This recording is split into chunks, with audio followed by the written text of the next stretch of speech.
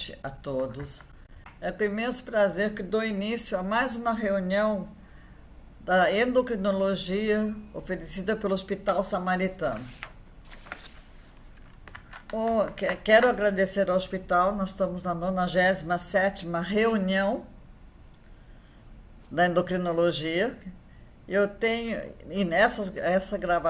Essa reunião vai ser gravada com permissão das minhas queridas palestrantes. O tema de hoje é hiperaldosteronismo primário.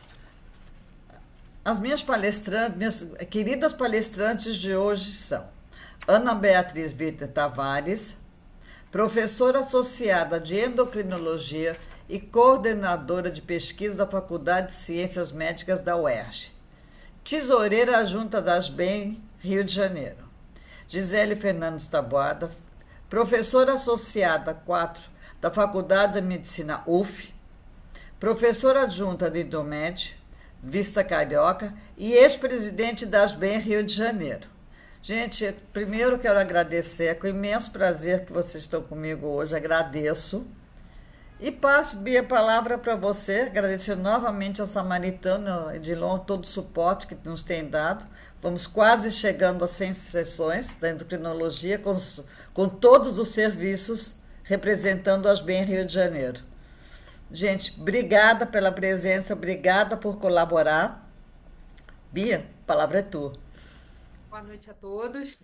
Obrigada aí pela apresentação. Obrigada ao Samaritano e à Mônica pelo convite e a Gisele que está aqui comigo na dobradinha. Eu vou compartilhar aqui a apresentação. Está todo mundo vendo a minha apresentação? Tá sim, Bia. Já estou com o chat aberto aqui. A gente combinou uma dinâmica que vocês querendo fazer perguntas, se quiserem mandar pelo chat, eu passo aqui para a Bia, a gente discute aí perguntas, comentários, fiquem à vontade. Então, a nossa ideia nós trouxemos dois casos clínicos, são dois casos clínicos lá do meu ambulatório de adrenal, e a gente foi colocando algumas informações de atualização e compreensão dos casos, e no final tem uma atualização baseada principalmente no novo guideline de hipertireoidismo que saiu na Endocrine Society no ano passado, tá? E são dois casos que vocês vão ver que a gente teve condutas diferentes baseada no paciente, na história clínica do paciente. Então, o primeiro caso clínico é um paciente que teve a primeira consulta no ano passado, em fevereiro do ano passado, 56 anos, masculino, foi encaminhado via CISREG para o nosso ambulatório de adrenal para investigação de hipertensão arterial resistente e hipocalemia. Ele já referia ser hipertenso desde os 25 anos de idade, ou seja, de longa data, e no ano de 2024 tinha sofrido um infarto com trombólise, posteriormente foi para angioplastia por uma obstrução de DA. Ele já veio via CISREG em uso de reposição de cloreto de potássio, 3 cápsulas por dia, desde a internação do infarto, ou seja, desde 2024 ele tinha noção e ele tinha um diagnóstico de hipocalemia, e ele foi encaminhado, então, um ano depois, né, talvez 6 meses, eu não sei exatamente, Júlio, 7 meses. 7 meses depois, ele foi encaminhado para um ambulatório de adrenal, associando a hipocalemia e a suspeita juntamente com a hipertensão resistente. Só para relembrar para todo mundo a definição de hipertensão arterial resistente, a gente considera uma hipertensão arterial resistente quando tem uma pressão arterial acima da meta, considerada 130 por 180, em uso de 3 ou mais antihipertensivos de diferentes classes, né? E em doses máximas ou as máximas toleradas, incluindo um bloqueador do sistema renina-angiotensina, seja IECA ou seja BRA, um bloqueador do canal de cálcio e um diurético tiazídico. Entra também em definição de hipertensão arterial resistente uma pressão arterial controlada, mas quando ela requer mais de 4 ou mais antihipertensivos. Só para lembrar, esse paciente no encaminhamento do CISREG ele já vinha com essa definição, tá? Então, voltando para o nosso caso clínico, era uma paciente que tinha uma história familiar de mãe com fratura de colo de fêmur, pai falecido por câncer, dizia que tinha 4 irmãos saudáveis, a gente sempre questiona sobre a história de hipertensão na família, e tinha uma filha recém-diagnosticada com hipertensão aos 32 anos de idade, ou seja, jovem. Ex-tabagista, mas já tinha parado há 8 anos, e não etilista. E aqui é a lista para vocês verem das medicações que ele estava usando. Então, ele chegava usando 9 medicações, em reposição de cloreto de potássio, com carvedilol, um antihipertensivo triplo, clonidina, hidralazina e espironolactona. Então, 3, 4, 5, 6, 7 classes de antihipertensivos para controle de pressão arterial e reposição de potássio. No exame físico, nada digno de nota, um paciente com IMC no limite de IMC normal para sobrepeso, a pressão dele controlada, 120 por 85 sentado, frequência 76, não tinha nenhuma outra alteração no exame físico importante e que levasse a algum outro tipo de suspeita. E ele trazia esses exames, então lembrando que ele foi à nossa consulta em fevereiro e ele trouxe esses exames juntamente com o encaminhamento. Então, assim, ele tinha um CKD de 46, um potássio de 4,4, um LDL de 100, fora da meta para ele, né? Uma glicemia e glicada boas, normais. E o único exame que ele trazia era uma renina plasmática de 3,6. Ele não trazia aldosterona, que sempre tem que ser solicitado junto, né? E na nossa prática é muito comum. Às vezes a gente vê que o paciente vem só com a renina, vem só com a aldosterona. Enfim, ele veio só com a renina. Nesse valor a gente já vê que a renina estava suprimida e ele já trazia uma ressonância de abdômen, que também é muito comum a gente ver na prática. Às vezes o paciente, quando alguém suspeita que o paciente possa ter hiperaldo, pede logo o exame de imagem, né? E ele trazia uma ressonância de abdômen de abril de 2024 que mostrava uma lesão nodular na adrenal direita de 1,9 por 1,6, indicando a presença de gordura, sugerindo um adenoma. Então, fazendo um resumo aqui do nosso caso, era um paciente com hipertensão resistente de longa data, com hipocalemia sabida desde 2024, repondo cloreto de potássio, tinha uma história de coronariopatia no ano anterior e necessitava investigar a hipertensão secundária, já trazendo uma ressonância que realmente mostrava um nódulo na adrenal direita de 1,9 por 1,6. O que que nós fizemos? Nós suspendemos, como ele estava com uma dose de espironolactona de 25 miligramas, que era uma dose baixa, e um potássio de 4,4, eu imaginei que isso não fosse fazer tanta diferença se a gente retirasse, ele voltasse a fazer uma hipocalemia grave, até porque a gente não tinha o valor do potássio sérico dele que realmente justificasse, confirmasse que ele tinha hipocalemia. Nós suspendemos a hidrocloro e a espironolactona, que é o ideal, para a gente fazer a investigação de hiperaldosteronismo. Solicitamos aldosterona e renina plasmáticas, que devem ser colhidas no mesmo momento, não na maneira que ele trouxe para a gente, e iniciado rosuvastatina para controle de LDL e colocar ele na meta dele. Ele já usava, como eu falei, 7 antihipertensivos e chegou na consulta com a pressão controlada, então não precisava também de nenhum outro ajuste, e a suspensão de hidrocloroespironolactona, nós imaginamos que não faria diferença no controle pressórico dele, porque eram doses baixas, né, da espironolactona. Bia, queria só fazer uma observação, né, a respeito disso, assim, dentre todas as classes de medicação, né, de antipertensivos que ele usava, essas são as duas classes com maior interferência, né, no sistema renina-angiotensina-aldosterona.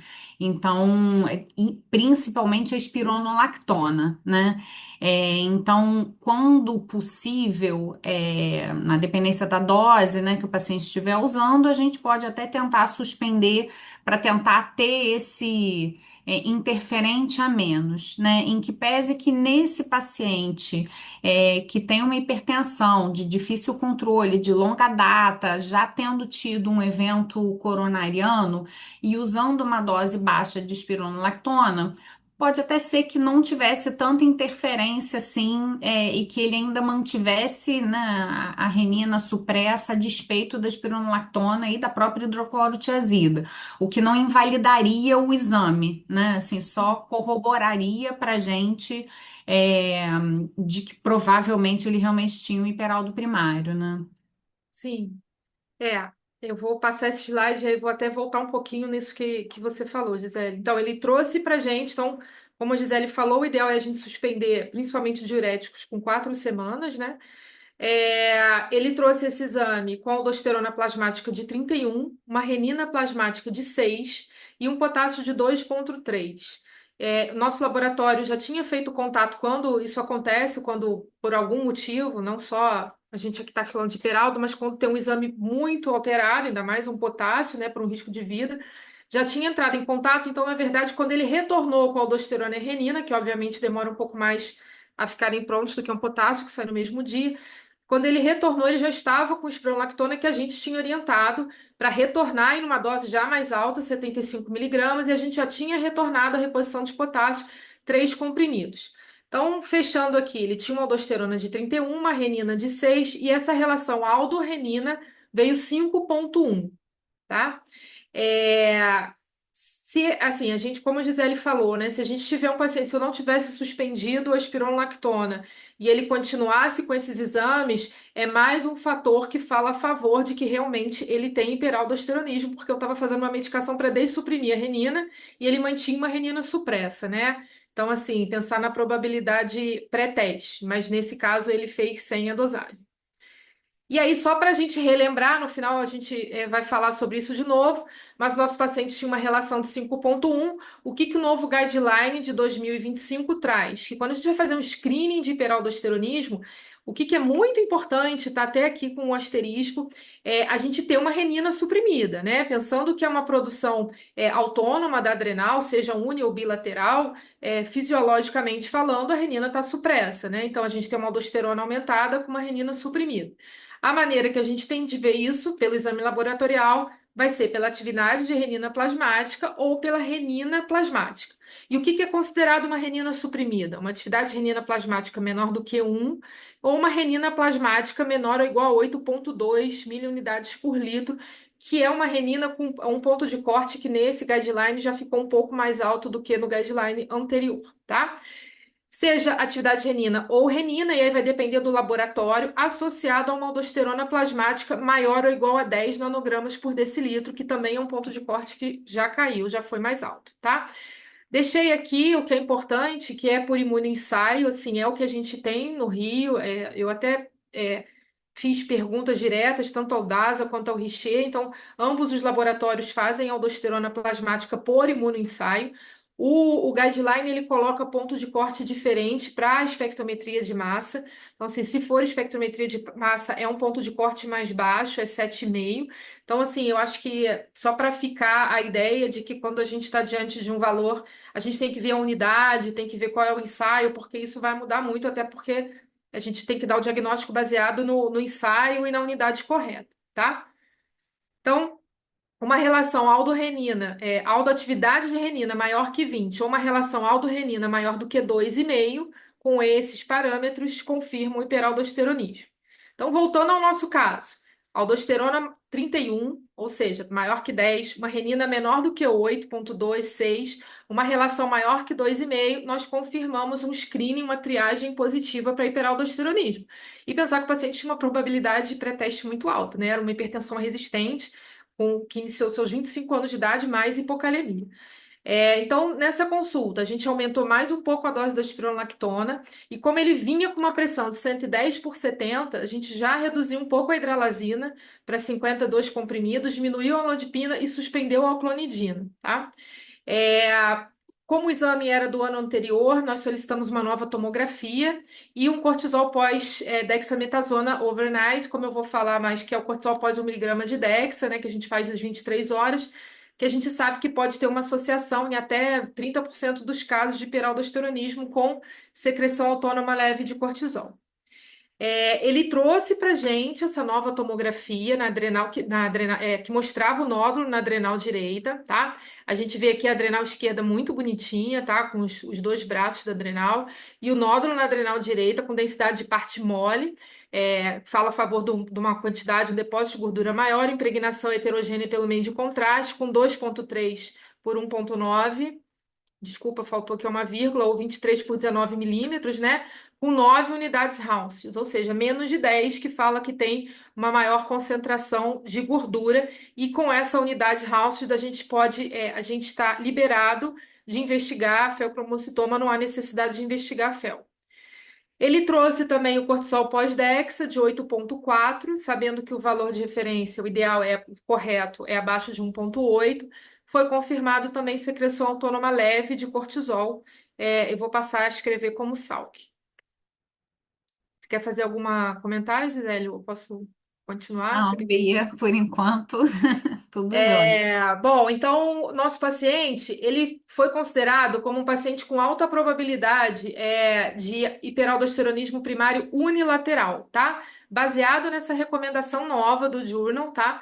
Vocês vão ver que a gente divide, quando a gente pensa em hiperaldo lateralizar, né? Se ele é uni ou bilateral, existe essa probabilidade alta, baixa, intermediária.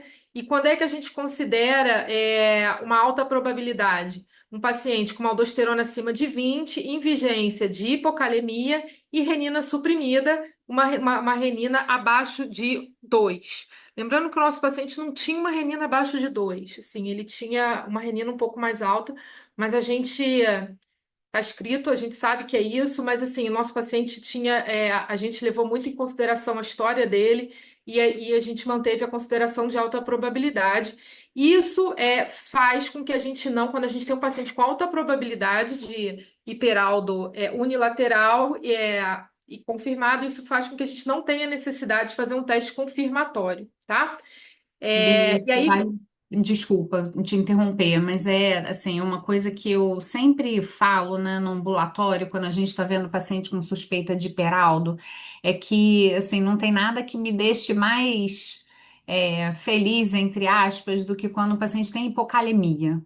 Porque assim, o paciente que tem hipocalemia, não tem muita dúvida. Tem hipertensão e hipocalemia, meio tá fechado o é, diagnóstico. Você vai fazer uma confirmação laboratorial meramente para documentar, mas não tem muita dúvida. Então, sempre que a gente, assim, o problema é que o paciente ter hipocalemia no hiperaldo, não é todo paciente que tem, em torno de 50% dos pacientes que vão ter. Mas aquele paciente que tem hipocalemia é muito mais fácil e tranquilo o diagnóstico para a gente, e inclusive, em geral, isso vai dispensar a necessidade de realização de teste confirmatório, né? Então, simplifica bastante, o algoritmo diagnóstico, né? ainda mais quando ele já traz pra gente, que não era o caminho, né? A gente fala que a gente não pode botar o carro na frente Quando dos já bois, ele traz a já tinha uma imagem, né? lesão, já traz a imagem, porque se a gente fizesse o contrário, né? Uma investigação de hiperaldo num paciente com hipertensão, mas que não tivesse imagem, até agora, esse momento, a gente não ia saber que ele já tinha uma lesão, mas hipocalemia, lesão unilateral, né? Bom, não foi realizado o teste confirmatório justamente por esse motivo, e aí fica a outra questão, né, que eu acho que a gente pode discutir. Esse paciente tinha indicação de cateterismo de veia adrenal? Lembrando que ele tinha 55 anos, né? Então, assim, será que essa lesão apareceu porque ele está ficando mais velho? Isso foi um achado? Então, a gente vai discutir se a gente precisaria fazer um cateterismo de veia adrenal nesse paciente. Falar, Gisele, Quer que eu certinho. comente? Tá. Então, esse é um dos grandes gargalos que a gente tem na investigação do paciente com hiperaldo, né? Em que a gente, na verdade, é um gargalo quando a gente tem uma proposta de oferecer tratamento cirúrgico, né? Então, se é um paciente que, pelas condições clínicas, comorbidades, a gente não vislumbre tratamento cirúrgico, nem entra em consideração se deveria ou não fazer cateterismo de veias adrenais para definir lateralidade, né, da hipersecreção. Nesse paciente, ele seria a priori um candidato a tratamento cirúrgico, e o guideline ele só dispensa o cateterismo de veias adrenais para pacientes com esse perfil bioquímico dele e com menos de 35 anos, né? Que infelizmente vai ser a minoria dos pacientes que vão conseguir chegar nos nossos ambulatórios, que em geral, quando chegam, é essa história aí, que já tem essa hipertensão de longa data, né? Chegam tardiamente para a gente. Então, tem dois trabalhos que a gente quis trazer aqui para vocês. Foram dois trabalhos dos quais eu até já falei em evento anterior, né, em EndoRio anterior, mas que eu acho que são válidos de a gente retornar em cima deles, porque são trabalhos que ajudam muito nessa questão da interpretação do exame de imagem no paciente com hiperaldo primário, né? Então, o primeiro trabalho é um trabalho que revisitou a acurácia diagnóstica da tomografia tomografia para predizer lateralidade, né? Para predizer o subtipo do hiperaldo de acordo com a idade, né? O ponto crítico aí é a incidência crescente de incidentaloma de adrenal na medida em que a população vai envelhecendo. Então, qual seria a faixa etária que a gente poderia ficar tranquilo de dizer, não, esse nódulo que eu estou vendo ali na adrenal deve ser realmente o responsável pela hipersecreção de aldosterona ou não, esse nódulo aí, ele não tem nada a ver com essa história e o hiperaldo é por hiperplasia, né? Então, a gente sabe que a acurácia global da tomografia, ela é em torno de 50, nesse trabalho aí foi de 64%, mas o que é descrito na literatura é que é quase como se você jogasse uma moeda para o alto e decide no cara ou coroa se você vai acreditar ou não naquele nódulo que você está vendo. Mas nesse trabalho, o que eles fizeram foi revisitar a acurácia da tomografia de acordo com alguns parâmetros bioquímicos, né? Então, pode passar, Bia. Então, eles reavaliaram a acurácia, e claro, o padrão ouro nesse trabalho foi o cateterismo de veias adrenais. Então, eles tinham tanto a tomografia como o cateterismo, e aí eles foram ver, né, se, bom, tinha um nódulo e o cateterismo apontou para o mesmo lado ou o cateterismo apontou para o lado contralateral. Então, naqueles pacientes que têm hipocalemia, e uma aldosterona moderadamente aumentada, né? Então, até acima de 15, né? 16 praticamente, a acurácia da tomografia ela é bastante boa até 50 anos de idade, mas realmente acima de 50 anos de idade, a acurácia já cai muito. Então, naquele paciente que tem hipocalemia, mas uma aldosterona que não é tão alta assim, a gente pode até valorizar o exame de imagem, se tiver um nódulo, no paciente até 50 anos. Quando a aldosterona é marcadamente aumentada, então quando ela é acima de 30, além da hipocalemia, o exame de imagem ele tem uma acurácia boa, independente da faixa etária do paciente, mesmo nos pacientes mais velhos, acima de 50 anos, né? O que mostra essa tabelinha. Então, nesse paciente da Bia, né, apesar dele ter 56 anos de idade, mas ele tinha uma aldosterona maior do que 30 e um potássio baixo, o que deixa a gente bastante tranquilo para atribuir então esse hiperaldo a esse adenoma da adrenal, tá? Então isso dispensaria o cateterismo de veias adrenais. Acho que pode passar, Bia. E aí, É, o outro trabalho que a gente achou legal trazer para vocês, e sempre que alguém me manda mensagem, me pede para discutir um caso de paciente com hiperaldo, eu sempre dou essa referência e passo lá a calculadorazinha, que é o Space Score, né? Então, esse grupo, eles procuraram fazer um score de predição clínica e laboratorial, né? Então, você leva em conta, na verdade, clínica laboratorial e de imagem, né? Alguns dados, então, a aldosterona no exame de rastreio, o valor mais baixo de potássio da história do paciente, então, às vezes, a gente pega até dado anterior, né, de prontuário. No paciente que faz teste confirmatório, o valor da aldosterona pós-teste confirmatório. Se tem ou não nódulo na tomografia, o maior diâmetro do nódulo e o aspecto da adrenal contralateral, né? E aí, para cada um desses parâmetros, é atribuído uma pontuação. Então, como vocês podem ver aqui na tabelinha, né? Então, se a aldosterona no rastreio ela é menor ou igual a 25, ele não ganha pontos. Se ela é maior do que 25, ele já ganha meio ponto, né? O valor mais baixo de potássio, se ele está marcadamente diminuído, limítrofe ou normal.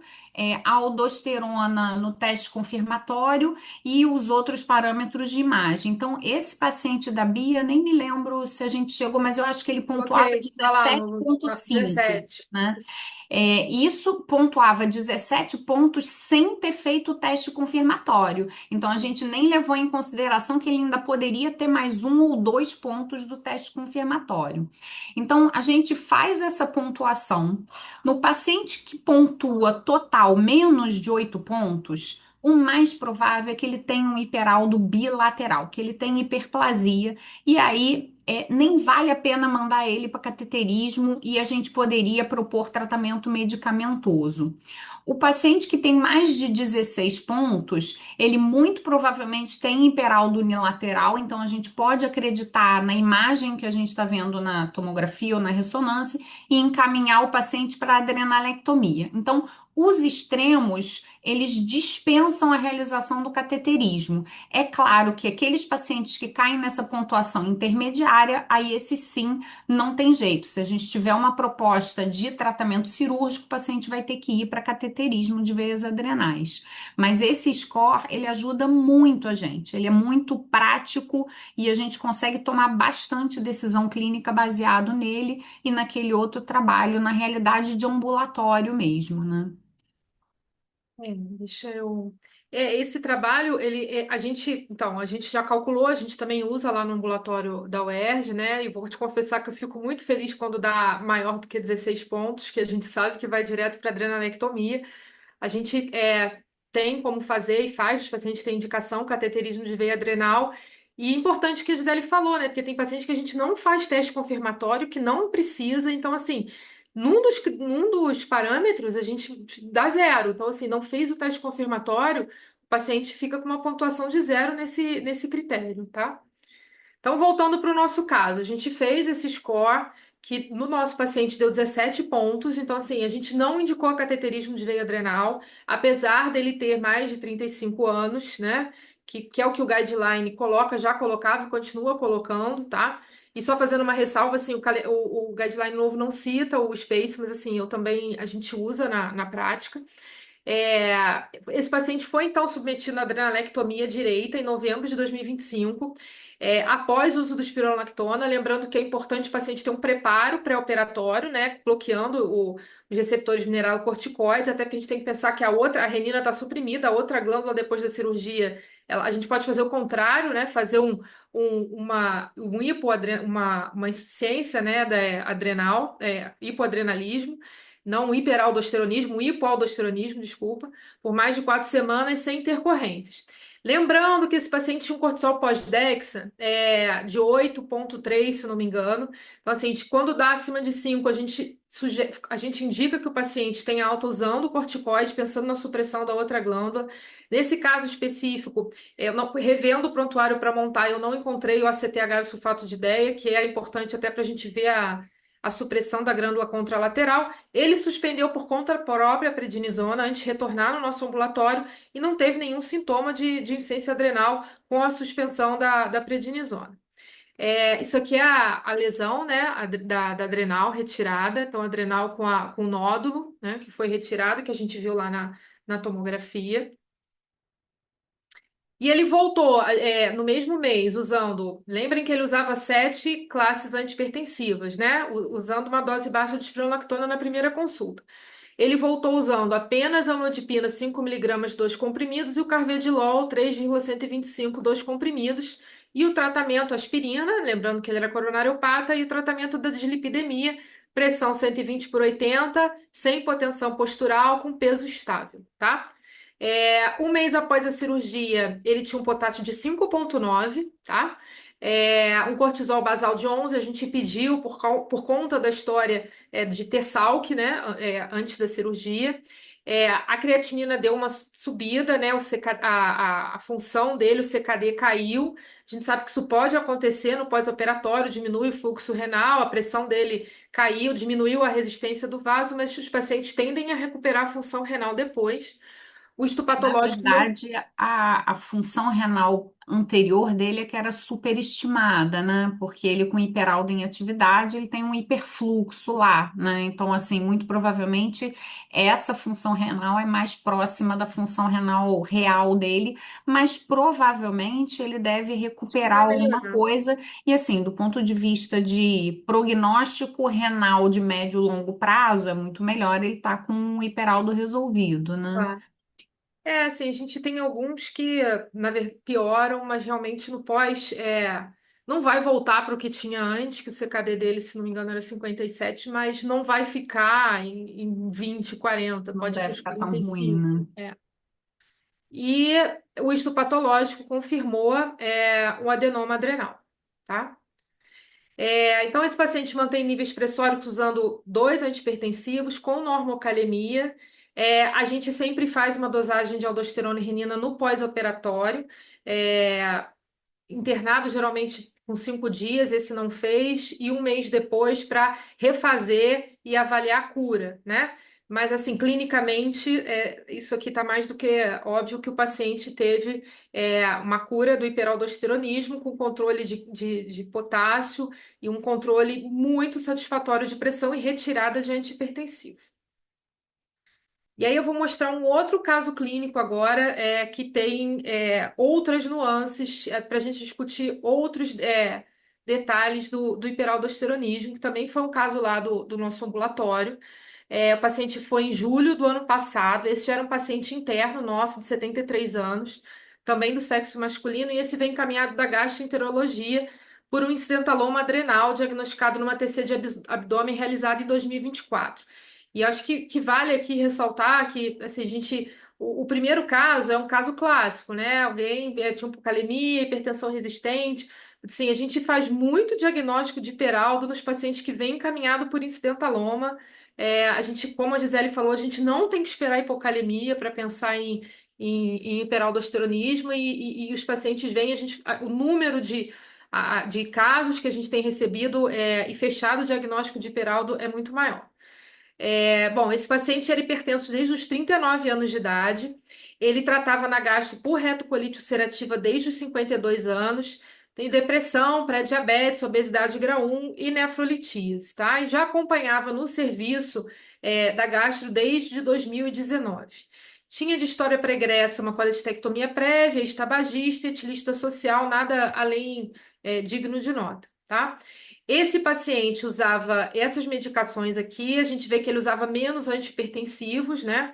Mas mesmo assim, atenolol 100 miligramas dia, losartana 100 miligramas dia e amlodipina 10 miligramas dia, além de tratamento para depressão, para o transtorno dele, psiquiátrico, e para o tratamento da retocolite, mesalazina e azatioprina, então também usava um imunossupressor.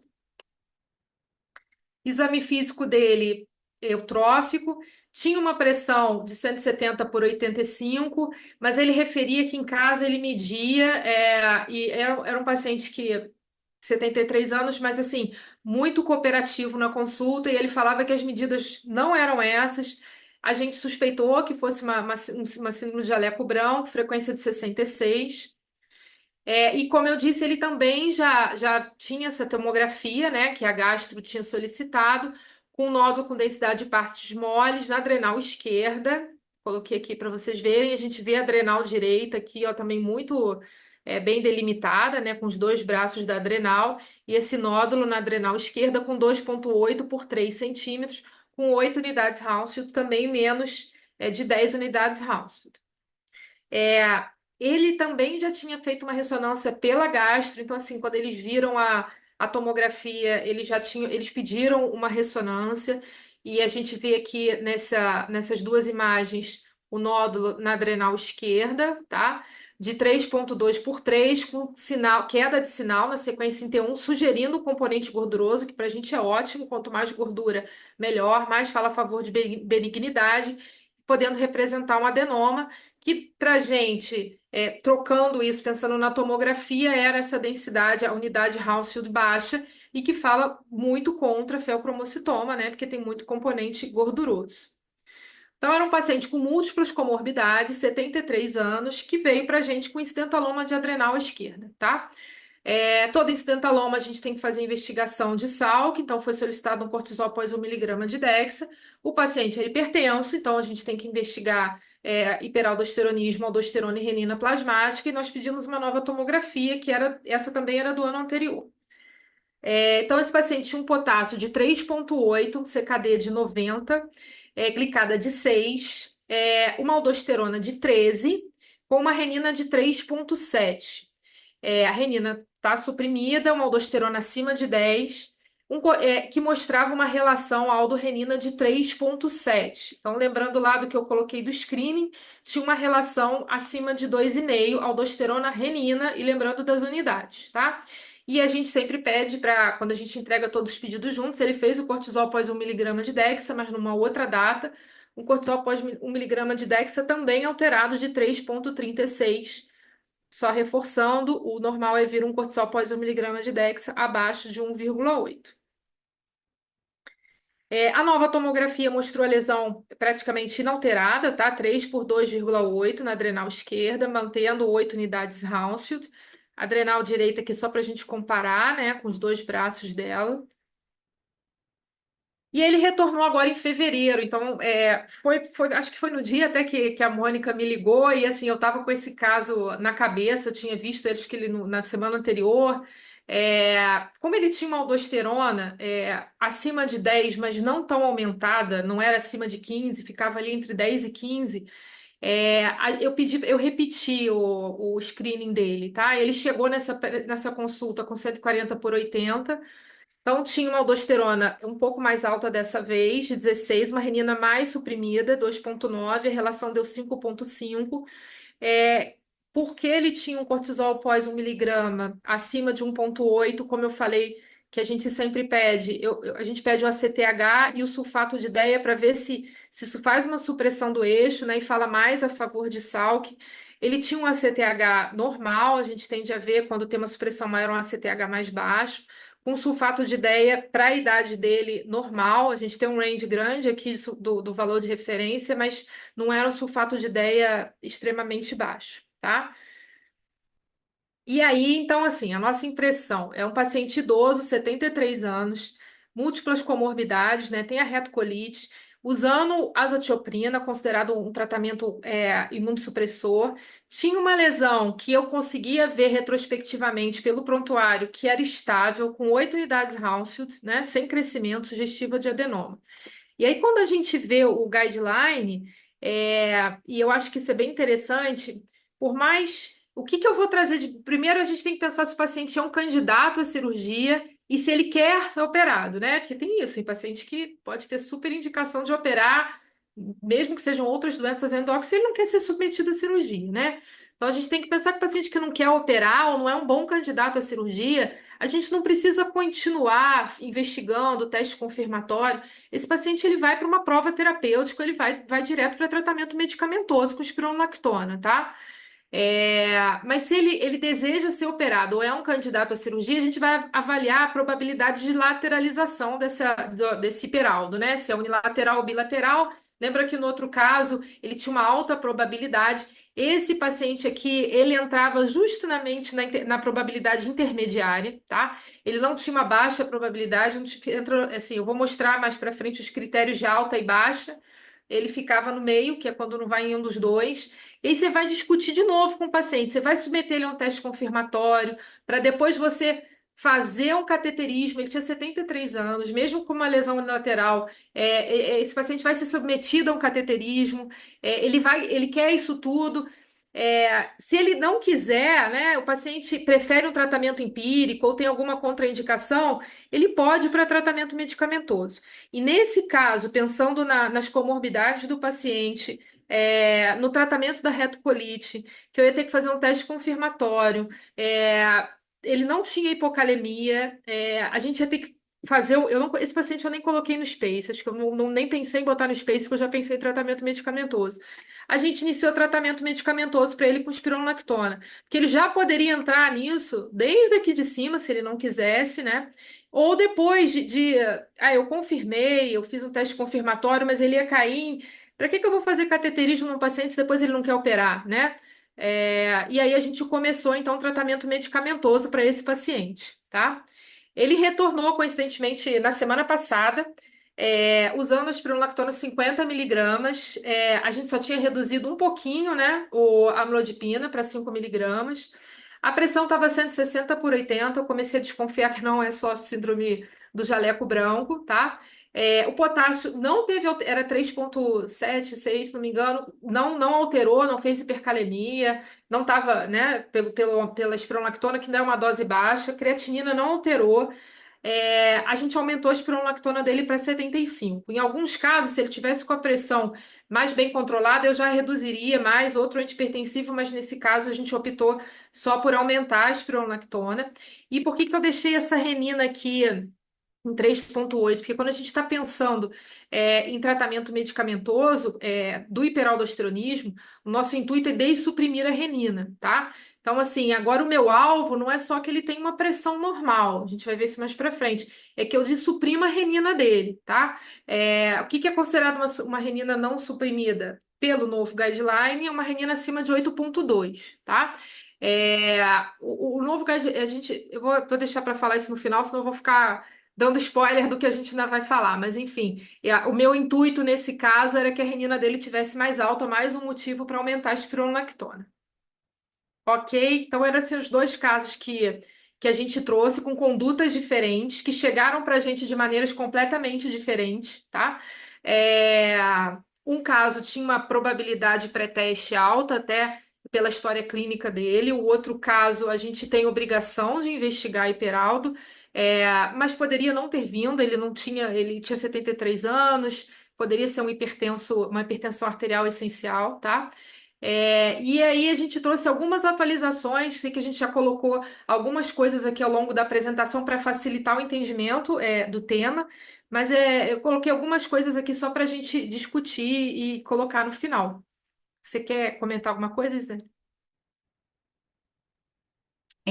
Não, Bia, acho que talvez o único comentário prático, né, assim, desses pacientes que a gente opta, independente do motivo, mas que a gente opta por tratamento medicamentoso, a importância da gente não só controlar a pressão, mas perseguir também a dessupressão da renina, né?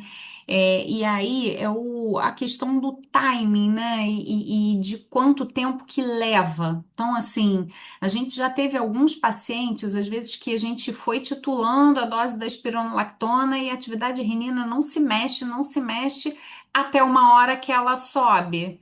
E aí, às vezes, a gente até consegue depois reduzir a dose da espironolactona. Eu gosto muito de fazer analogia, que é muito parecido com o Graves, né? Quando a gente começa a fazer o antitiroidiano, que o T4 livre ele vai normalizar muito antes do TSH de suprimir, e às vezes leva meses para o TSH de suprimir, então é muito parecido com isso, né?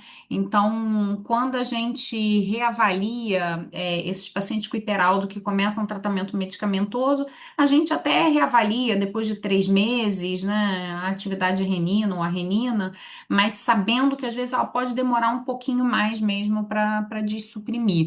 A outra grande questão, né? Esse paciente é um paciente masculino que já está com 75 miligramas dia de espironolactona, né? E daqui a pouco ele pode começar a queixar de ginecomastia, mastalgia. É só a gente lembrar que talvez não seja acessível para todos os pacientes, às vezes nas nossas realidades de ambulatório não é possível, mas a gente já tem eplerenona, né, disponível comercialmente no Brasil, que não vai trazer esses efeitos antiandrogênicos, né? Ela tem uma maior especificidade aí pelo receptor mineral, o corticoide não tem o efeito antiandrogênico, então, especialmente para homem, às vezes pode ser necessário, especialmente com dose mais alta, né? Semana passada até teve um outro caso, que o paciente voltou em tratamento medicamentoso, 100 miligramas de espironolactona, homem, ótimo. O residente passou o caso, estava tudo maravilhoso, daqui a pouco ele volta, eu esqueci de falar, o paciente esqueceu de contar que ele estava com mastalgia, e aí começa uma outra saga, né, que é trocar propilenona para a gente, por conta do efeito antiandrogênico. Mas o paciente mesmo falou, mas eu estou tão bem controlado da pressão, dá pena, né? Mas pelo menos a gente tem essa opção hoje em dia que a gente não tinha, né? Então, assim, acho que a gente já trouxe algumas coisas do novo guideline, assim, depois a gente, se quiser, eu passo para a Mônica, quem quiser, para colocar lá no grupo, é, quem tiver interesse em ler, tá? Então, muita coisa de novo que eu vou colocar aqui é baseado nisso, tá? Eu acho que a mudança principal que o guideline trouxe, que virou polêmica, assim, mesa de congresso de quem acha que é sim, quem acha que é não, é que o novo guideline traz que todos os indivíduos hipertensos eles sugerem, tá? Eu até coloquei aqui o grau de recomendação, um screening de hiperaldosteronismo para todos os pacientes com hipertensão. Isso não é só a Endocrine Society, são várias Vou dizer, sociedades. não é só a nossa É, diretriz, né, de endocrinologistas, porque sempre tem é, esse viés, não, é endocrinologista, não, não, não. Na não é a diretriz gente que de quer. hipertensão também está dessa forma. Todo paciente com hipertensão, independente do estágio da hipertensão, deveria ser rastreado pelo menos uma vez na vida para hiperaldo primário, mas eles falam que essa é uma recomendação condicional, que isso depende também do seu acesso às ferramentas de rastreia e do acesso a referenciar depois o paciente para o especialista para tratamento, né? Mas eu acho que a grande justificativa desse rastreio amplo é porque a gente subrastreia, né? Na verdade, na nossa realidade atual, às vezes os pacientes, a gente cansa de pegar, né? Paciente no ambulatório usando às vezes 5, 6 Né? antipertensivos, não estão usando espironolactona e não foram rastreados, né? A gente até fez um trabalho sobre isso alguns anos atrás, né? A gente publicou nos arquivos e acredito que muitos de vocês tenham feito a gentileza de participar, de contribuir aí, responder o forms que a gente montou. E a grande realidade é essa, que muitas vezes a gente não rastreia, ou porque não pensa, ou porque a gente não tem acesso. Né, a dosar, apesar de serem dosagens simples, mas os centros de referência do Rio, atualmente, eu acho que vocês estão dosando Aldosterone. a gente lá na UF não, então os pacientes acabam tendo que custear, né? Eu me lembro que na época a gente chegou a fazer esse levantamento e os serviços credenciados da SBEM, eu acho que nenhum na época estava fazendo. Então essa é uma limitação que a gente tem, mas de qualquer maneira, eu acho que a mensagem é que a gente precisa pensar mais É. em hiperaldo, rastrear mais, até porque na medida em que a gente começa a rastrear, a gente começa a fazer diagnóstico, né? A gente tem que pensar, assim, saúde pública, como a Gisele falou, no custo, né? E uma outra coisa que, aproveitando o primeiro caso, é assim, já que está escrito, não é só sociedade de endócrino, mas de cardio, para investigar adequadamente. Não adianta pedir só aldosterona, que eu já vi, já recebi no consultório, ou só a renina. A gente precisa dos dois para pensar, né? Lembrar da probabilidade pré-teste e dos interferentes que a gente vai falar. Mas então, assim, isso é uma coisa que mudou, tá? E eu coloquei todas as sociedades aqui que corroboraram que também sugerem a investigação de hiperaldo para todos os hipertensos, tá? Qual era a recomendação anterior? Então, assim, que a gente, eu acho que isso não, que era o questionário do seu Forms, que tinha suas Era perguntas. isso, eram várias situações clínicas dessas aí, né? A gente não pode deixar de pensar em hiperaldo em pacientes que têm hipertenso e hipocalemia espontânea. Ah, mas usa diurético, usa tiazídico, eu não preciso. Independente do tiazídico, tem que investigar, tá? Com estentaloma adrenal, como foi o nosso segundo caso, paciente com mais 150% em três medidas distintas, tá? Hipertensão resistente, que era o nosso primeiro caso, tá? Pelo novo guideline, todo mundo teria que investigar, mas o nosso entraria aqui e ainda teria hipocalemia. Paciente com hipertensão e síndrome de apneia e hipopneia, paciente com história familiar de hipertensão precoce ou AVC antes dos 40, paciente com parente de primeiro grau com diagnóstico hiperaldo, então isso é uma coisa que na anamnese a gente sempre pergunta, outros casos, meu pai dialisa por hipertensão, meu irmão também é hipertenso, tá? E hipertensão e fibrilação atrial inexplicável. Então essa é a recomendação anterior. É, Acho que a gente tem que usar o bom senso, se a gente puder investigar em todo mundo e da maneira adequada e depois saber interpretar e tratar ou encaminhar, mas essas são as recomendações mais clássicas, tá? Relembrando o que eu coloquei lá no início, no primeiro caso. Então, assim, a gente tem que avaliar a aldosterona, a renina direta ou a atividade renina. E aí, aldosterona acima de 10, atividade renina menor que 1 ou renina menor que 8. Então, se a gente tiver uma relação aldosterona-renina maior que 20 ou aldosterona-atividade renina maior que 20 ou aldosterona-renina maior que 2,5, é um screening positivo para hiperaldosteronismo primário. Isso aqui eu achei importante, que fica até meio difícil na primeira vez que eu peguei no guideline, eu falei, peraí, tem que, vamos entender. É, Como eu falei, a gente só tem o imunoensaio, então a gente vai usar aldosterona, cuidado com as unidades. A gente ainda não tem por espectrometria. Eu até pedi a Yolanda do DAS, ela falou que eles já estão se programando para começar a fazer, então por isso a importância, porque vai mudar tudo, tá?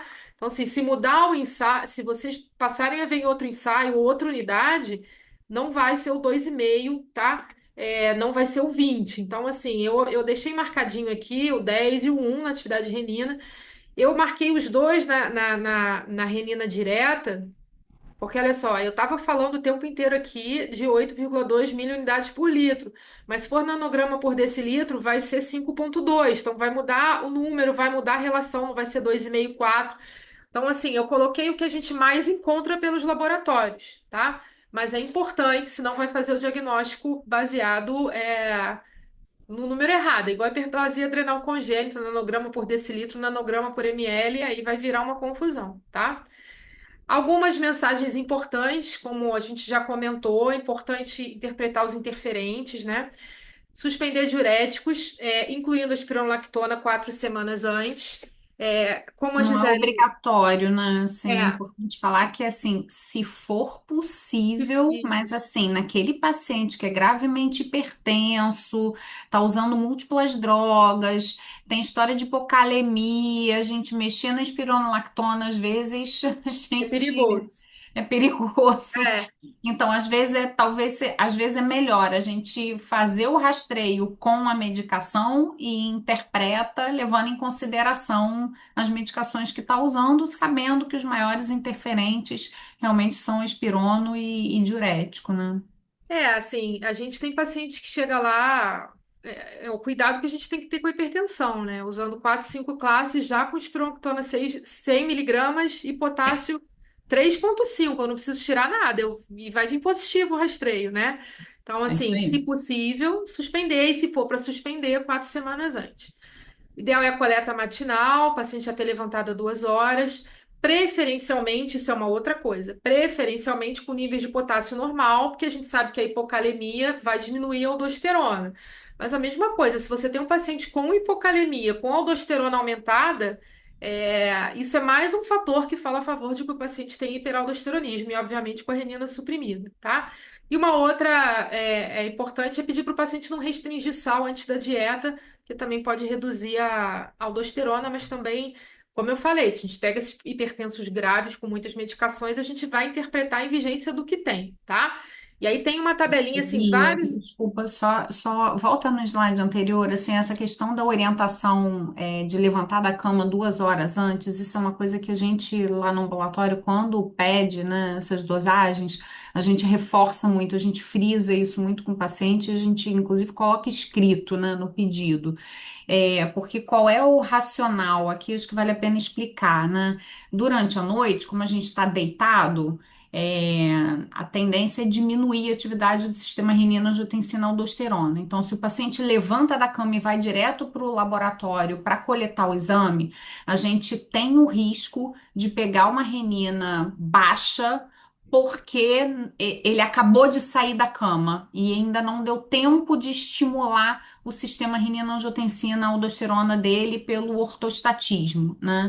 Então, a gente frisa muito isso porque se o paciente não fizer isso, né, ele não ter esse cuidado, aumenta o risco da gente ter falso positivo no rastreio, porque a atividade renina pode vir suprimida, né?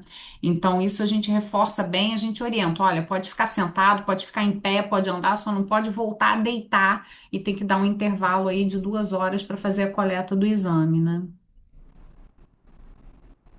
Olha só, vocês vão ver diferentes artigos com diferentes tabelas de tudo que vai interferir. Assim, às vezes isso deixa a nossa cabeça mais confusa, né?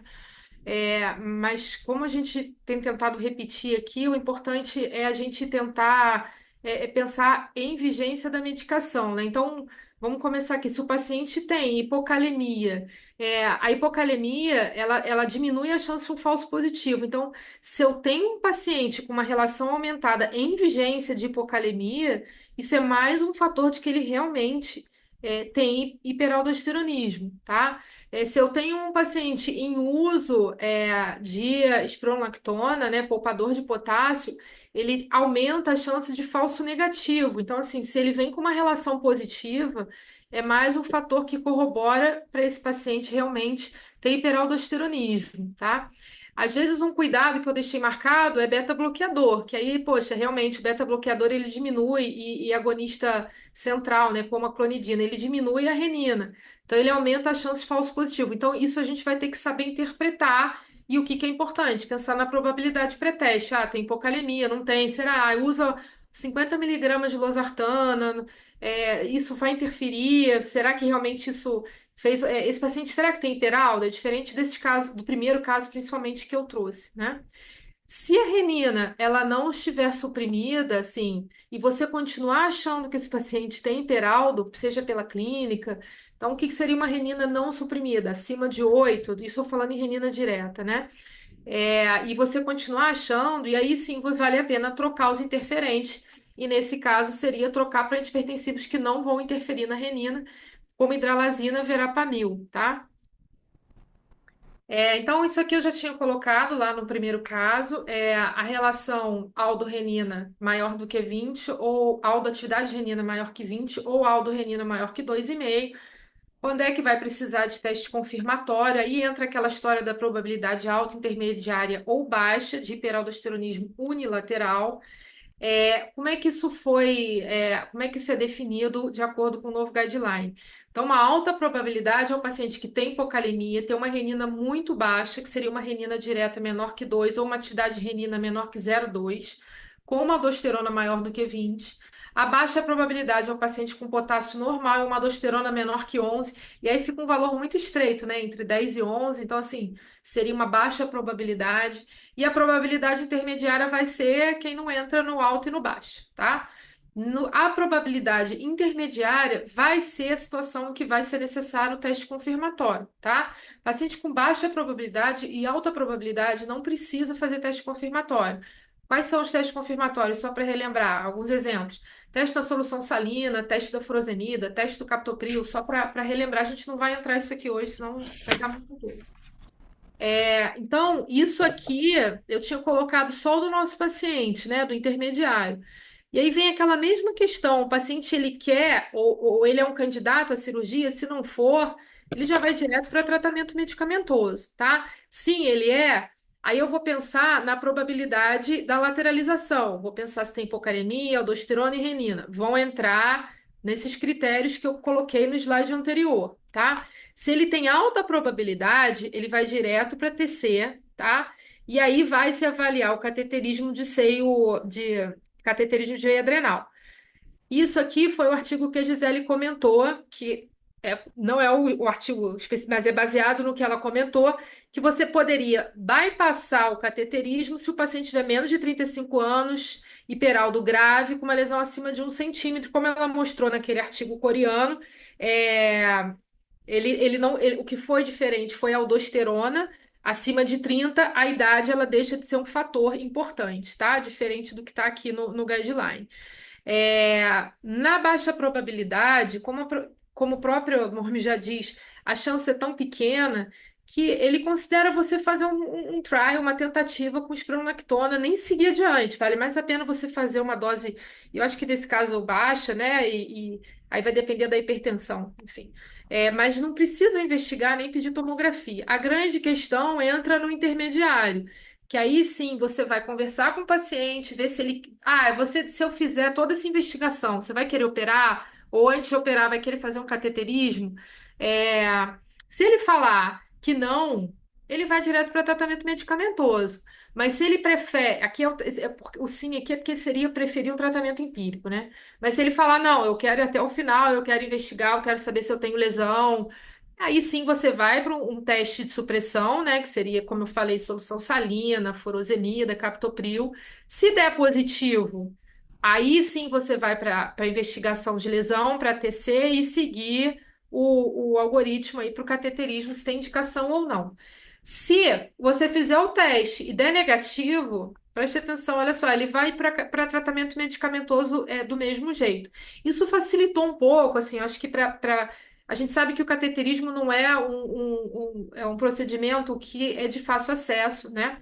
É, e precisa de pessoas experientes para fazer. Então, assim, eu acho que dependendo de onde a pessoa está e onde ela está tratando o paciente, vocês vejam que o guideline ele deixa a opção de tratamento medicamentoso em vários pontos, tá? Como a gente colocou, a gente já está terminando para não se estender, todos os pacientes com hiperaldo e lesão adrenal, eles também devem ser investigados para secreção autônoma leve de cortisol, tá? Já falei o ponto de corte, quando está acima de 1,8 pós 1 miligrama de Dexa, confirma a SALC. Existe uma associação, 5 a 27% dos pacientes com hiperaldo também tem SALC, então a gente tem que fazer a avaliação. E lembrar, claro que se o paciente vier como um incidentaloma para a gente, com hipertensão, mas tiver mais de 10 unidades Hounsfield, a gente tem que investigar feocromostoma também, tá? Nos pacientes que têm indicação de tratamento cirúrgico, ou seja, a adrenalectomia, lembrar do preparo, não é? Ah, então eu acabei de fazer um diagnóstico de hiperaldo, semana seguinte ele está operando. A gente tem que bloquear os receptores de mineralocorticoide com espironolactona. Pode fazer a eplerenona? Pode, assim, mas como vai ser um tempo curto, não pensando em efeito antiandrogênico, né? A dose da espironolactona varia de 50 a 200 miligramas. Idealmente, o paciente deve ser preparado por 4 a 6 semanas, tá? É, Isso é uma rotina nossa, no nosso hospital tem diferentes artigos sobre quando você dose, qual o ponto de corte. É, o ideal é você dosar uma aldosterona no pós-operatório, entre o terceiro e o quinto dia. A gente não dosa renina, até porque não ficar gastando o custo do exame, tá? A gente dosa só aldosterona, a gente sabe que a renina vai demorar mais para suprimir, como a Gisele já falou. Uma aldosterona no pós-operatório imediato ela abaixo de 5 ela sugere cura. Então, por exemplo, um paciente que tinha uma aldosterona de 31, como no primeiro caso, a gente não teve ela no pós-operatório imediato, mas vai sair uma agora. E a gente vai refazer a relação. Com 30 dias a gente repete, aí sim lá a gente repete aldosterona e renina, tá? No tratamento medicamentoso, então a gente vai fazer um bloqueador de receptor mineralocorticoide, a espironolactona, que é o que a gente mais fácil acesso para todo mundo, né? Está disponível no serviço público, nas farmácias, que a dose varia de 25 a 200 miligramas, tá? Felizmente, a gente tem a eplerenona agora, que a dose é de 25 a 50 a 200 duas vezes ao dia, a meia-vida é mais curta, tá? Isso é uma coisa que eu acho que a gente pode também discutir um pouco mais. Qual é o objetivo? Como eu já falei, não é só controlar a pressão e normocalemia, é importante desbloquear a renina ou atividade de renina. E aí eu vou mostrar um estudo que a atividade de renina maior que um diminuiu o risco, os desfechos cardiovasculares dos pacientes. O guideline novo, ele na verdade ele só coloca que o ideal é você dessuprimir a renina, tá? Ou ter uma renina de um valor acima da renina prévia, né? Da renina ao diagnóstico. Mas se a gente pensar que a renina ao diagnóstico era 1, se for 2, já vai ser mais alta. Então, eu acho que o intuito, isso é a minha opinião, tá? Não está no guideline, mas acho que vale o bom senso. A intenção é a gente tentar colocar uma renina acima de 8,2. Se vale de alguma coisa, são duas opiniões, tá, Bia? Ah, porque A gente também persegue esse parâmetro que é o que a gente tem de estudo, né? Mostrando é, equiparação da mortalidade ou dos desfechos cardiovasculares para uma população de pessoas com hipertensão sem hiperaldo primário, né? Porque não é sem dúvida. normalizar a mortalidade, mas é pelo menos equiparar para pessoas com hipertensão sem hiperaldo, né? Que é Então, só é isso. indo um pouquinho, é justamente esse estudo aqui, que foi desse estudo que saiu uma atividade renina maior do que um, que reduziu os eventos cardiovasculares para os pacientes que não desbloquearam, né? Então, vocês observem que pacientes com hipertensão essencial e hiperaldo com atividade renina maior do que um tinham um risco cumulativo de evento cardiovascular muito menor do que quem tem hiperaldo e continua com a renina suprimida, tá? Então, assim, é complexo. A gente tem que dar o diagnóstico, a gente tem que tratar, mas a gente tem que otimizar. Igual o diabético tem que ter glicada, LDL, não é só começar a espironolactona, tá? E aí, voltando aqui, é claro que a gente tem que avaliar a função renal, potássio, pressão, né? A gente vai reduzir antihipertensivo, vai ver se vai manter potássio dentro do valor de referência. Também não adianta perseguir uma atividade renina maior do que um às custas de piorar a função renal. Não é para isso também, né? A gente tem que fazer abaixa um antihipertensivo aqui e vai ajustando tudo, tá? É, o guideline também coloca como é que a gente deve fazer esse tratamento. Então, assim, resumindo, a gente começar a espironolactona de 25 a 50. Eu acho que 25 é muito. Geralmente, acho que eles já chegam tão graves no ambulatório que 25 não faz cosquinha, né? Eu acho que já vai 50 para mais. É, Ele até coloca aqui, eu achei interessante, para você reavaliar em 2 a 3 meses, assim. Eu não sei a Gisele o que que ela faz lá na UF, a gente reavalia em 15 dias, às vezes, porque são Então, o pacientes com ambulatório está muito vazio, Bia. O Não tá, nosso não não. dá para rever em 15 dias, não. A gente vai almoçar mais Não, tarde. assim, olha só, paciente com hipocalemia, a gente dá um É, jeito e vai rever, claro, a gente vai rever de perto, mas o nosso retorno não tá tão perto assim, não. encaixe. O que eu tento fazer é o seguinte: a gente fala, "Pô, pega você de novo, que já tá com isso na cabeça." Isso, a E gente faz aí, isso também. na verdade, assim, é para a gente reavaliar a pressão, se tinha hipocalemia, ver se corrigiu, né? Claro que se for um hiperaldo mais tranquilo, não vai voltar em 15 dias, mas eu acho que Não, às mas vezes a o gente acaba paciente com pagando. hipocalemia a gente revê de perto também, É, claro. que aqui ele coloca 2 a 3 meses, eu fico tensa. No início, depois está ajustado, tá tudo bem, tá? Então, assim, só deixei aqui marcado. Então, um paciente com pressão controlada, renina normal, ou aumentada, essa é a questão do que ele coloca, né, do alvo dele. Rotina e follow-up, tá? É tratamento da hipertensão com espironolactona, tá ok? Esse slide a gente já adiantou, então, desse estudo que eu acho bem interessante, assim, eu acho que até para cardiologista a gente tem alguns que desconhecem e eu acho que é uma informação boa de ser passada, tá? É, Obrigada, se vocês fizerem quer complementar mais alguma coisa. Acho que Tem não, acho perguntas que no foi chat. ótimo. Bia, eu estou aqui olhando, eu acho que você foi muito didática, tão didática que não tem perguntas no Tá chat. todo mundo inibido.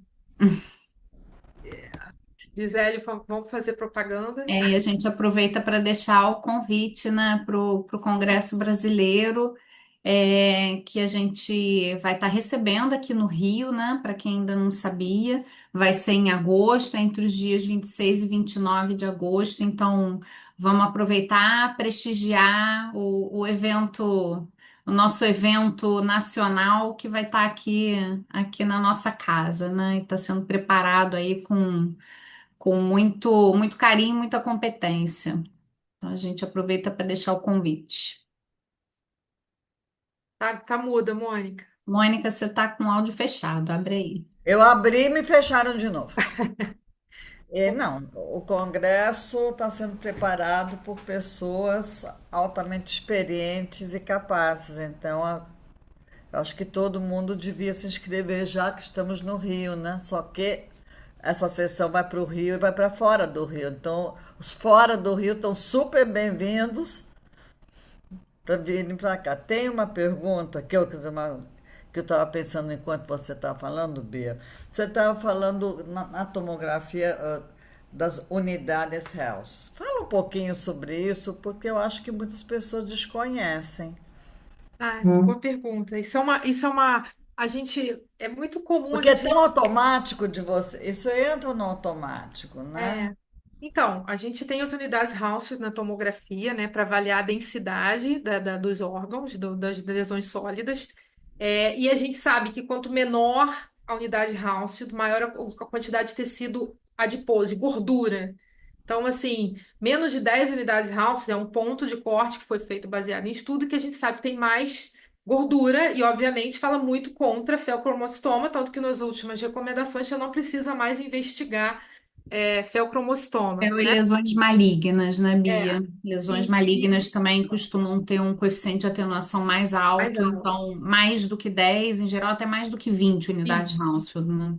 Porque a gente ainda pega lesão benigna com 10 a 20, né? Às vezes até maior, e aí vai precisar do contraste.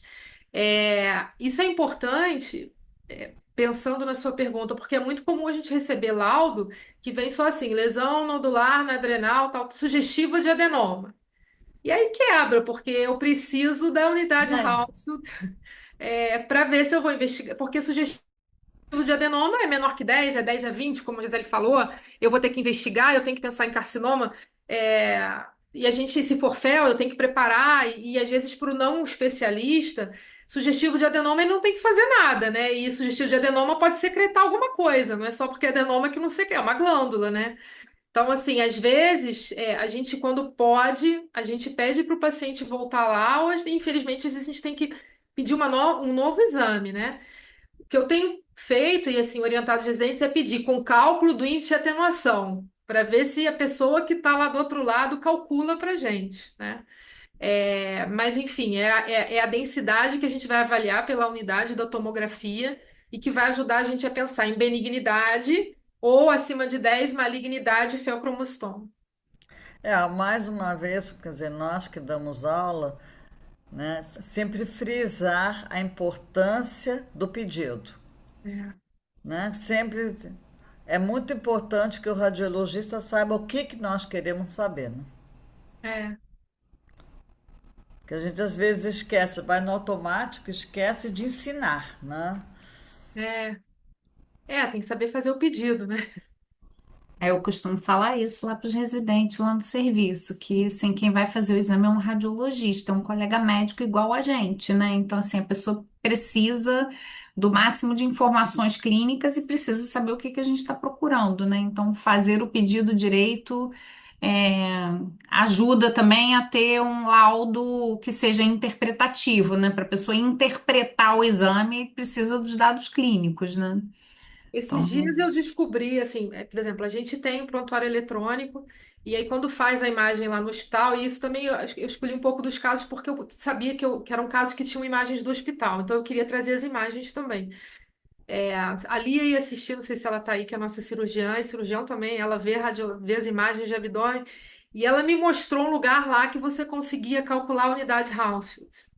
Mas não é todo computador dependendo, que abre não é aquilo. todo computador e não é todo sistema que É. permite isso. Alguns sistemas permitem, às vezes, até se o paciente traz o CD da tomografia de fora, às vezes você consegue fazer, Mas aí a mas, gente tem que mas saber não é mexer sempre. também no sistema que vem com o paciente da imagem, às vezes no CD, né? Mas você calcula o ROI, ele vê no ROI ali quanto que é o índice de atenuação.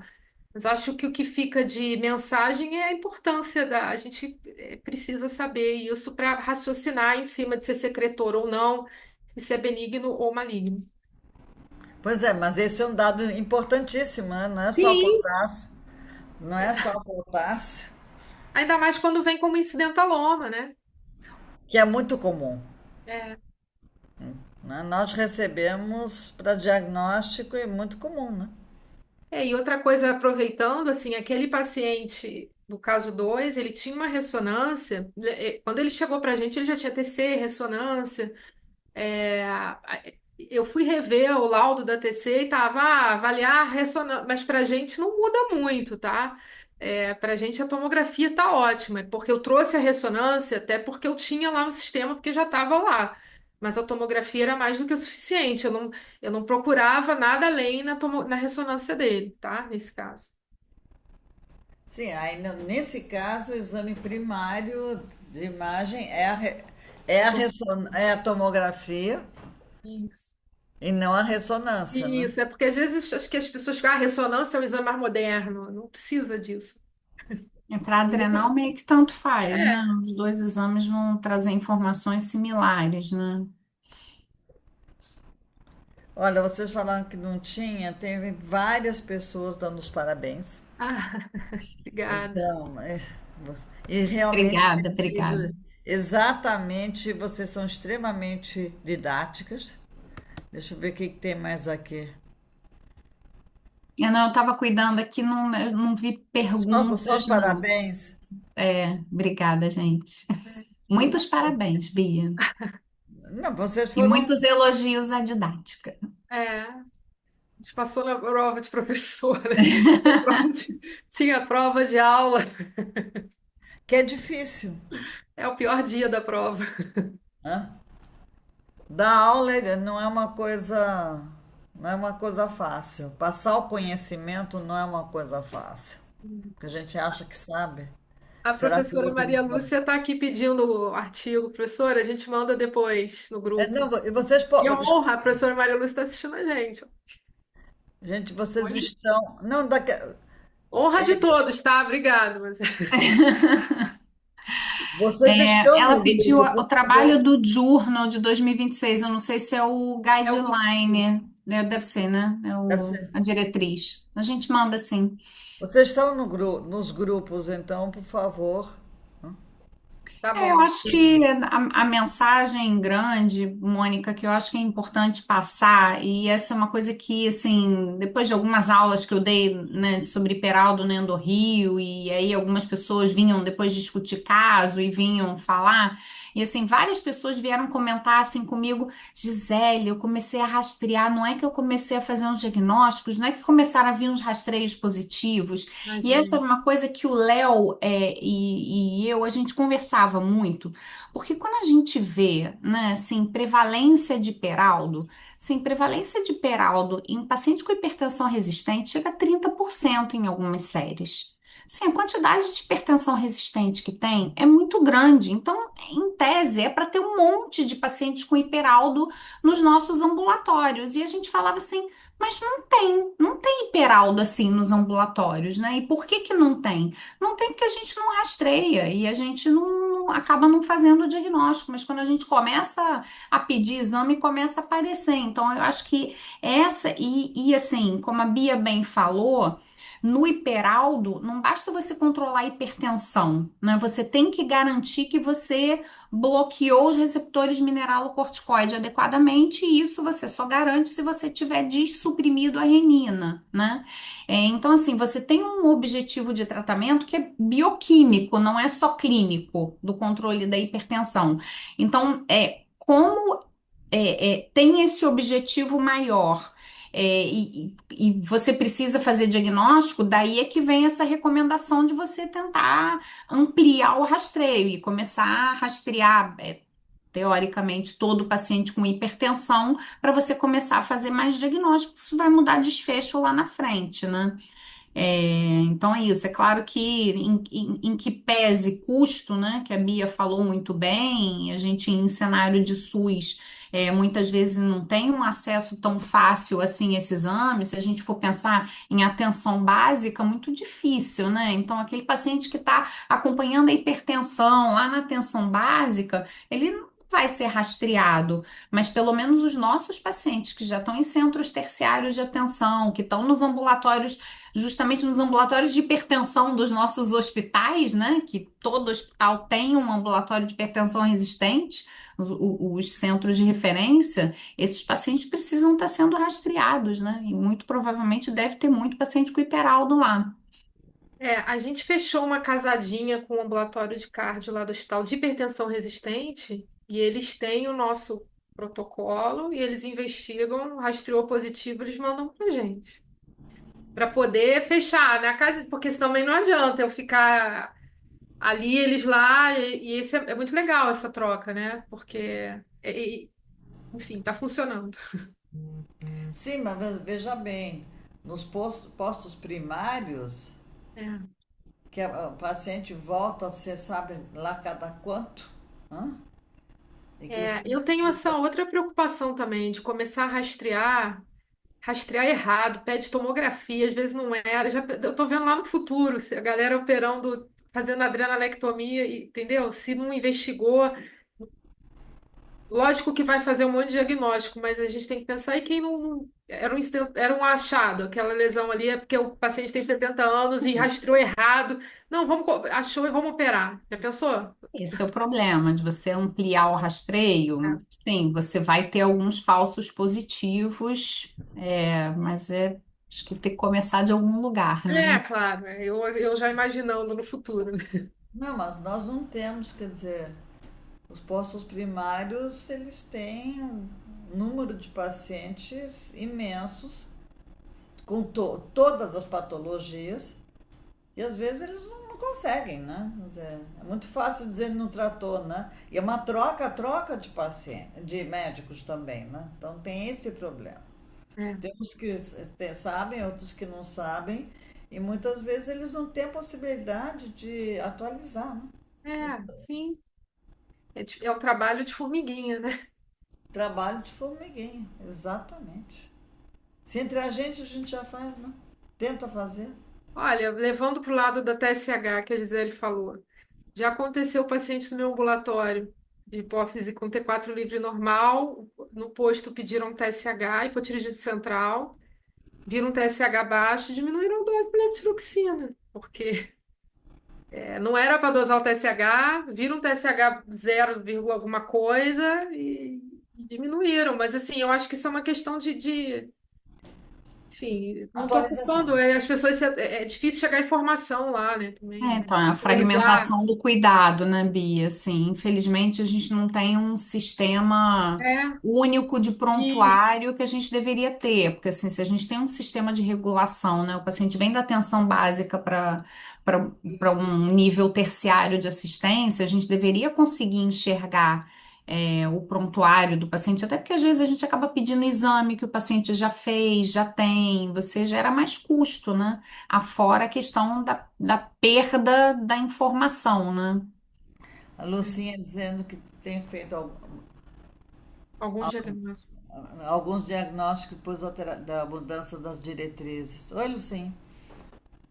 É isso, quanto mais a gente pede exame, Lúcia, mais a gente diagnostica mesmo, a gente começa a se surpreender bastante e às vezes eu já tive paciente também que não era nem tão hipertenso assim, mas eu falei, deixa eu rastrear aqui, me surpreendi, o paciente É. acabou indo para teste confirmatório e confirmou, tinha um hiperaldo de fato, né? E assim, o paciente com menos de 40 anos, eu acho que também pô, não tem como não investigar hiperalto. Eu tenho uma Hipertensão, paciente no com consultório que era certeza. carcinoma papilífero, hipertensa, com 36, fazendo exercício, 36 anos, magra.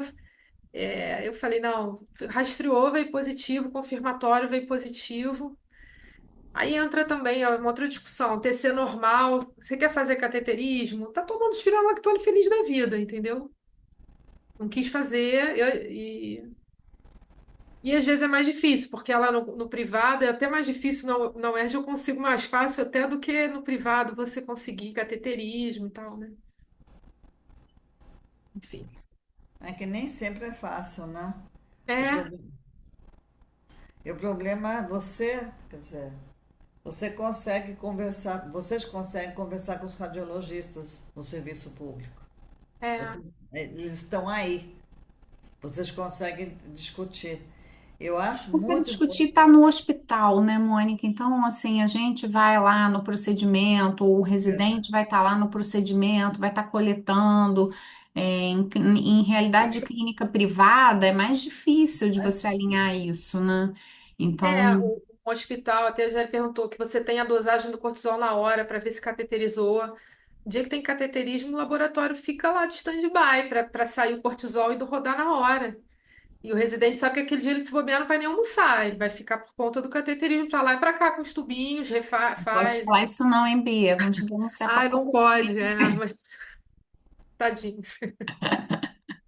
Poxa, mas olha só, assistir um cateterismo é um aprendizado, qualquer um, né? É um aprendizado, assim, Com certeza.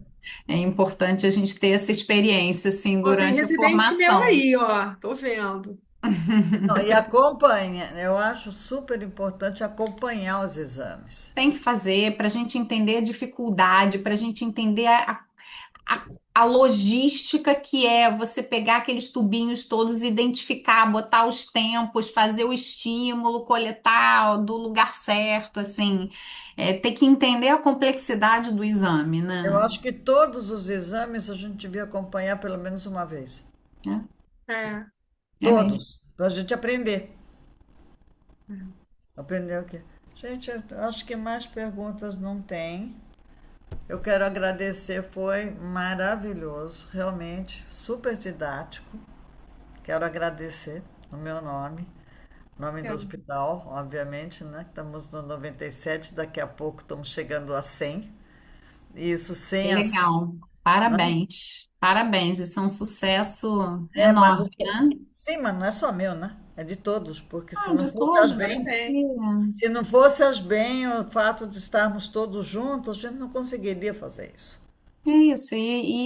Assim, fiquei muito feliz assim com o público que a gente teve hoje, o pessoal Você vai ver prestigiando, é depois. sempre Você vai ver muita, depois. Vai é uma trazer grande para felicidade. Eu você. sei que tem a turma que assiste depois também a gravada, também isso é muito Querer bom. ouvir sobre Espera, Iperaldo, né? a gente espera ter ajudado um pouquinho e falo Com por mim, acho que certeza vai falo para o pela pessoal Bia, das estamos cardios também. disponíveis sempre que precisarem aí discutir um caso, a gente tá sempre por aí, é sempre muito bom poder ajudar aí. Ah, Bom, quero agradecer de longo e a equipe, né? Muito obrigada. Convidar para a próxima, que vai ser câncer diferencial de tireoide na criança e no adolescente. Opa, Vai ser, hã? Uma coisa um pouco legal, diferente. ótimo. Eu sempre, aliás, excelente, ideias sempre excelente. são bem-vindas, tá, gente? Vai ser a doutora Rosana Cobo e o doutor Paulo Alonso Garcia. E quando vocês tiverem ideias, podem me passar, Tá porque bom. serão sempre bem-vindas. Coisas novas, coisas diferentes, coisas mais difíceis, coisas mais óbvias. Muito bem-vindo. E a todos que estiveram presentes, meu muito obrigado e uma boa noite. Obrigada a Muito vocês. obrigada, gente. Boa Obrigada, noite. Boa pessoal. noite a Boa noite. todos. Tchau, tchau. Tchau, tchau.